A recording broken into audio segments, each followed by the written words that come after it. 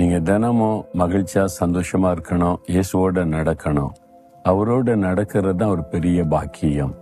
அனுதினமும் இயேசுவோடு கூட வாழுவது, வாக் வித் ஜீசஸ், இயேசுவோடு கூட நடப்பது. அதற்கு ஆண்டவரோடு நீங்க பேசணும், அவர் பேசுறதை நீங்க கவனிக்கணும். நாம் அவரோடு பேசுவது பிரேயர், ஜெபம் செய்வது, மனம் திறந்து ஆண்டவரிடத்தில் எல்லாத்தையும் பேசுவது. அப்ப ஜெபத்துக்கு நேரத்தை நீங்க ஒதுக்கணும். அவர் நம்மோடு பேசுவது என்பது வேத வசனத்தை தியானிக்கும் போது அந்த வசனத்தை கொண்டு நம்மோடு பேசுவா. இன்னும் நீங்க அதிகமா காத்திருக்கும் போது பரிசுத்த ஆவியானவர் மூலமா நேரடியாய் உங்களுடைய இருதயத்தில், உங்களுடைய ஆவியில அவர் பேசுவார். அப்போ ஆண்டவரோடு நடக்கிற அனுபவம் என்பது இயேசுவோடு இணைந்து வாழுகிற ஒரு அனுபவம்.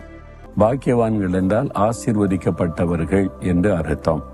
நீங்கள் ஆசீர்வதிக்கப்பட்டவங்க. ஆண்டோடைய வசனத்தை கேட்கறீங்கல்ல, அதனால நீங்கள் ஆசீர்வதிக்கப்பட்டவர்கள்.